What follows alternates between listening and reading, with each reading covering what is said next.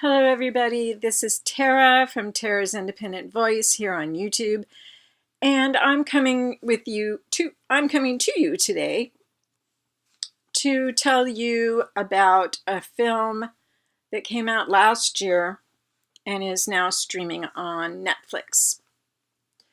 It is called Veronica. It's a horror film. The horror in this film are demons. A demon, a few demons. Once you got one, what difference does it make? Um, my husband was looking online last night and he came across an article, I think from CNN, saying that people were watching Veronica and had to turn it off halfway through because it was too upsetting and too scary. And I don't know who these people were. Obviously, no people were named, not even a country they were in. Veronica is a Spanish film. I really enjoy Spanish films. I enjoy many foreign films. And I just wondered, what's so scary? If this is so scary, I have to see this film. So we dropped everything and turned on Netflix and turned the lights down and watched Veronica. I am pretty surprised that anybody turned it off. First of all, I wanted to see what happened and, tie up the loose ends that would have been hanging around if someone turned the film off halfway through. It's about this girl named Veronica. She is 15 years old. She has an absentee mother and her father is dead. And she has two sisters and a brother. The two sisters are in grade school and the brother is, I believe, going to some kind of Head Start program or something. So, he's little, he's like 5 maybe. And she has to do everything in the house. When her mother, I got they never said it, but I got the idea that perhaps her mother owned this cafe she worked in. And that she was there all the time. So, as I said, you have an absentee mother, a dead father, a 15-year-old girl who is watching the two children and the son, her brother. And what can go wrong there? Actually, what goes wrong doesn't go wrong at home. It goes wrong in school. She goes to a parochial school, a Catholic school, and it is filled with the nuns that you would expect to be in a Catholic school. There's one in particular, really creepy nun that they call Mother Death. Is that what they call her? They call her something really rude. And she is to Veronica. She talks to Veronica. She basically is, I got the feeling, and these films are made to throw you off, but I really felt like the nun was never really the one talking, that either the demon was talking through her or she was just crazy or whatever. I don't know. But that the part with the elderly nun who's blind and has nothing in her eyes but white,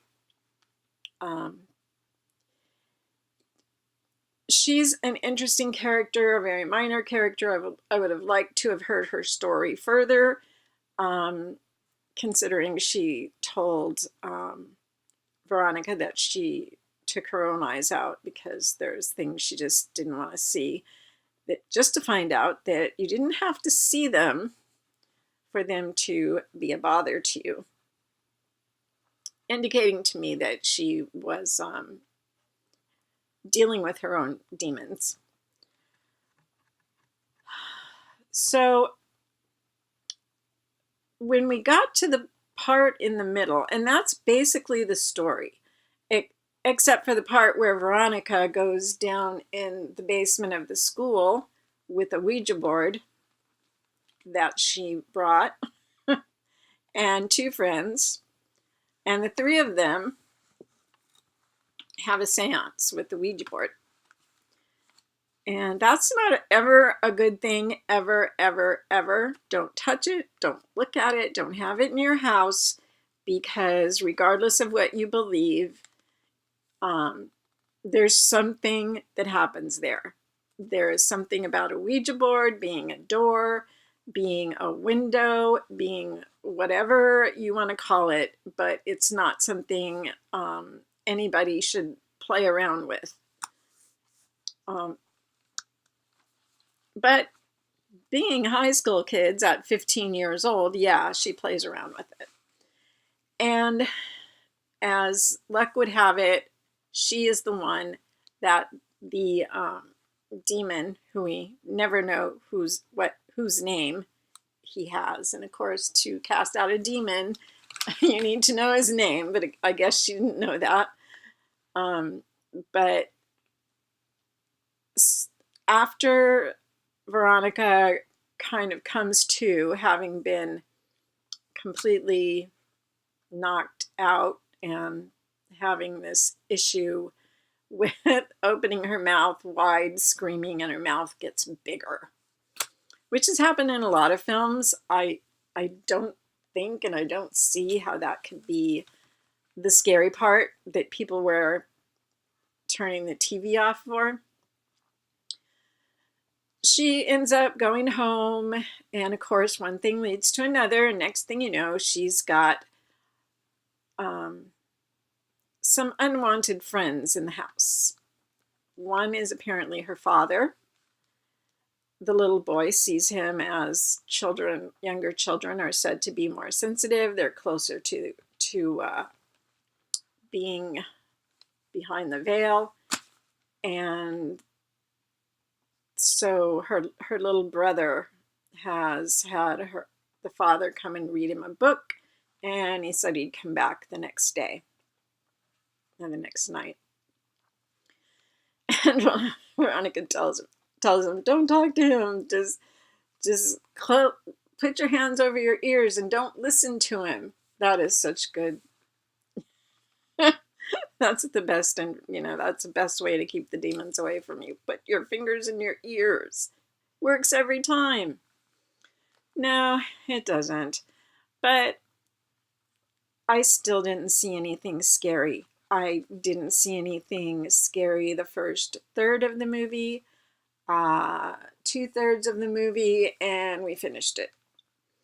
It had a few moments here and there, some jump scares, but really no cheap shots. And it was enjoyable to me. It was not, however, absolutely frightening enough for me to turn my TV off.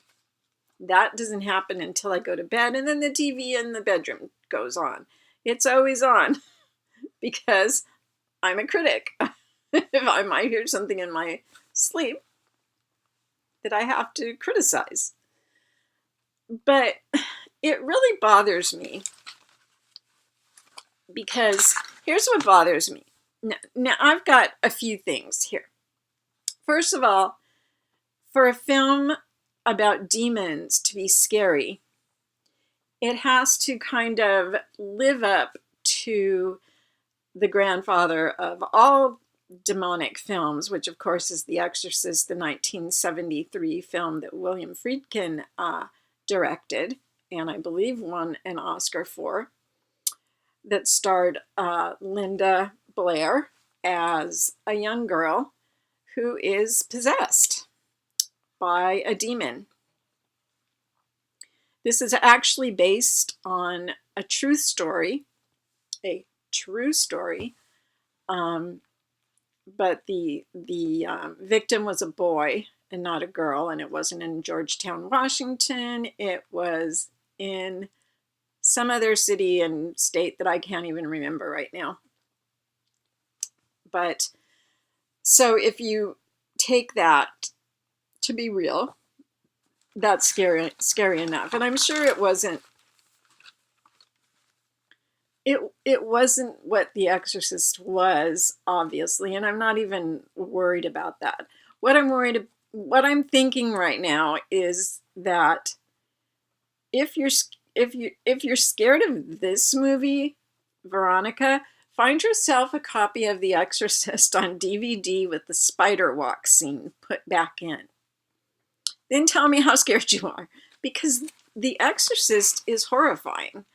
It still stands up today to every other movie that claims to have demonic possession as its synopsis. Somewhere in the synopsis, demonic possession. But, you know, the girl who plays Veronica is Sandra Escarcina. She is Spanish. Like I said, this is a Spanish film. The film was nominated for 15 different awards in its native Spain, and it won 3. 2 were for technical prizes, and 1 was a Best Actress or a Best Newcomer. I can't remember if it's Best Actress or Best Newcomer for Sandra. Congratulations. She did a good job. It's not her fault what happened to her film. And I'm going to tell you what I think happened as soon as I'm done with all the points I want to make. Now, the director of Veronica, whose name is Paco Plaza, is the man who brought us the REC films, REC, and their zombie films, and they are fabulous. You would have much more reason to turn the TV off in the middle of one of them. But no, don't. Because REC is awesome. I highly suggest that you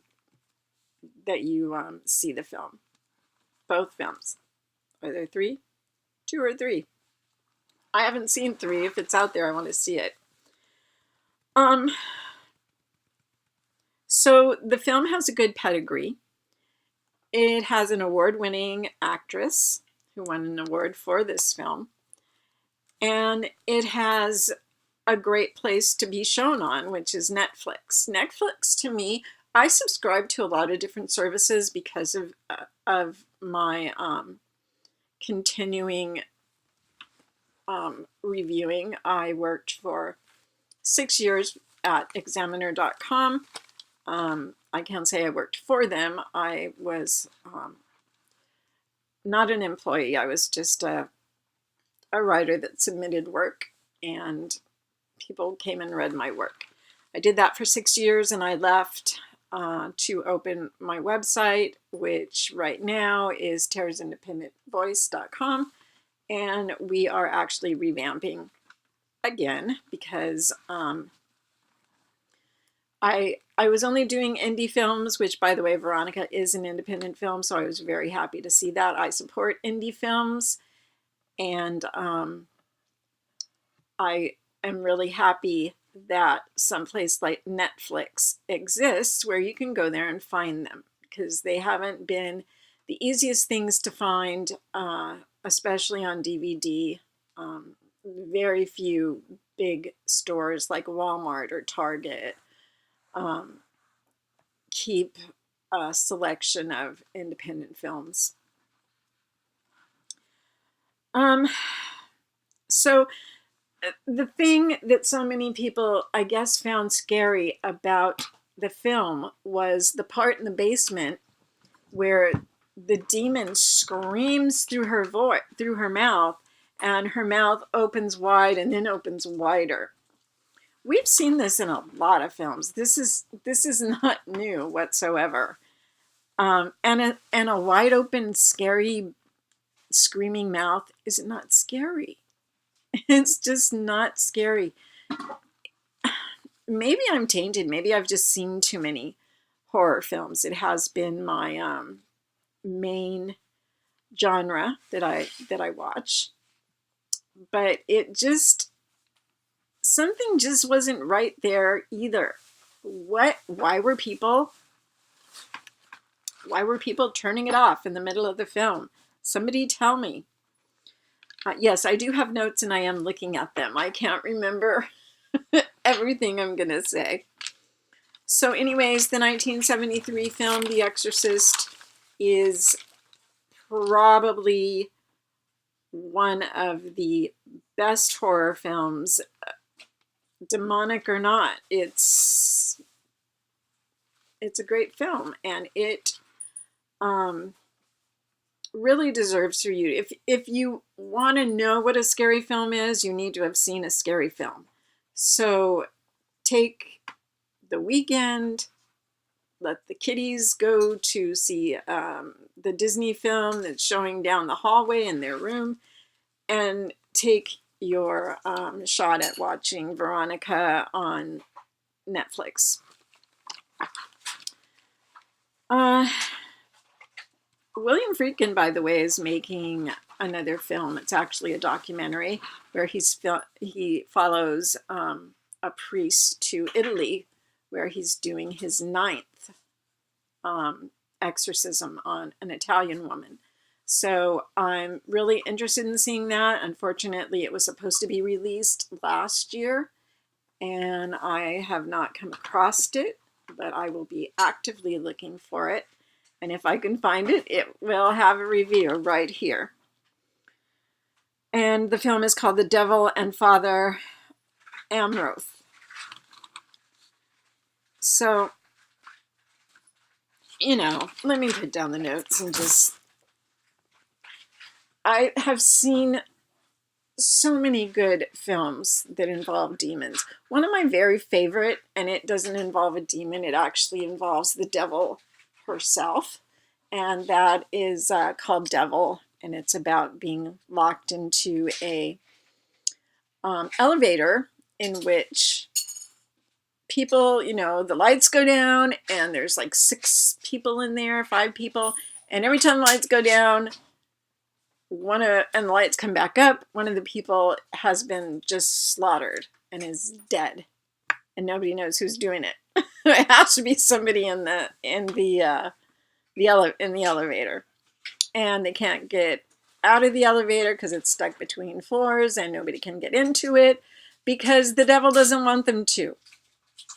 It's frightening. It's fun, but it's scary. It scared me far more than did Veronica. I think something that was scary about Veronica is if I wasn't indoctrinated into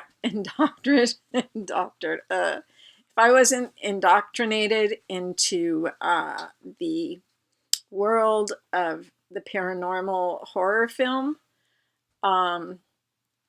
I think I would have been a bit more scared of this film. But like I said, maybe I'm tainted. I've watched a lot of horror films. I find things like The Devil and, of course, The Exorcist and several other films to be just scarier and more interesting, with characters that are drawn out. We really don't know that much about Veronica. Of course, she doesn't have time to tell us anything because she's doing all this stuff, trying to keep her siblings safe, trying to keep herself safe, trying to dodge her seemingly naked father from walking after her, whispering her name. That was a good scene. It wasn't a great scene, but it was good. And I respect the people who worked on this film, but it just didn't it didn't compute that people were turning it off. I mean, I watched it with my husband. We were looking at each other like, are you scared yet? And we just weren't. So here's the deal. Netflix, I caught you. I'm not dumb. I have been a reviewer for many, many years, and you pointed one way, and then while we were looking that way, you told CNN that, hey, people are telling us they're turning the movie off halfway through, that it's so scary they can't watch it. This is an obvious stunt by Netflix. I don't blame them at all.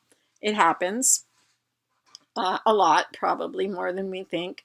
But in the 30s, 40s, 50s, there, if you've ever heard of William Castle, he did the excellent horror film called House on Haunted Hill.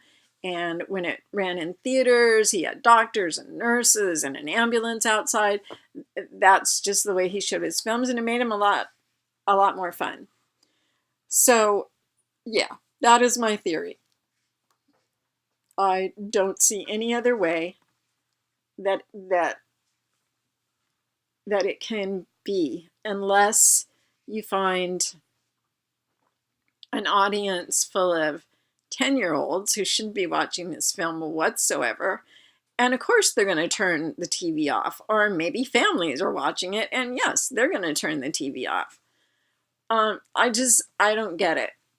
First of all, well, not first of all, but in addition, how does Netflix know that these people were turning the TV off?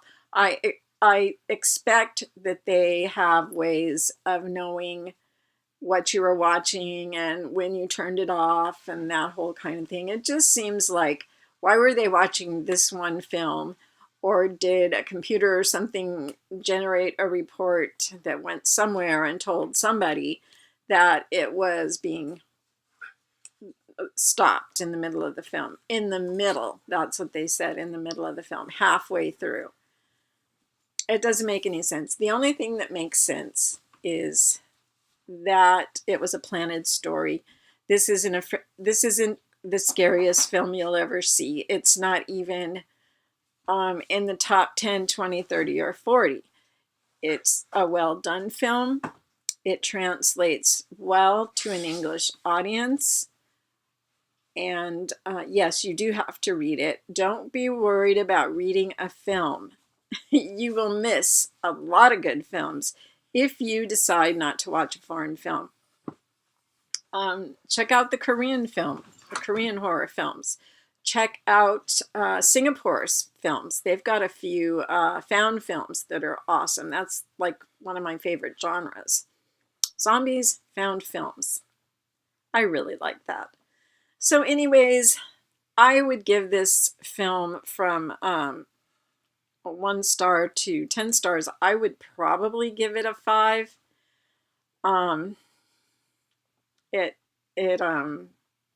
Maybe a 6. If I'm going to be really genuine, I'll give it a 6. But it certainly doesn't go high on the Screamometer, which I really don't have. That's not a thing. It's just, a joke. But anyways, if you want to see it, it's on Netflix. You just sign into your account and go ahead and watch the film. Kids, don't sign into Netflix without your parents around to watch this. It will scare you. That I can see I can see you turning it off in the middle of the film. And that won't be good, because your parents will find out. They just have this extra sense to know when their kid's done something wrong. But anyways, this is Tara. This is Tara's Independent Voice, and thank you so much for listening to my review. If you can, please subscribe to this channel and leave a thumbs up if you would like. Leave me a comment. Tell me what you thought of the film. Maybe I am completely off. If I am, let me know. If you agree, let me know that too. So, without further ado, I disappear.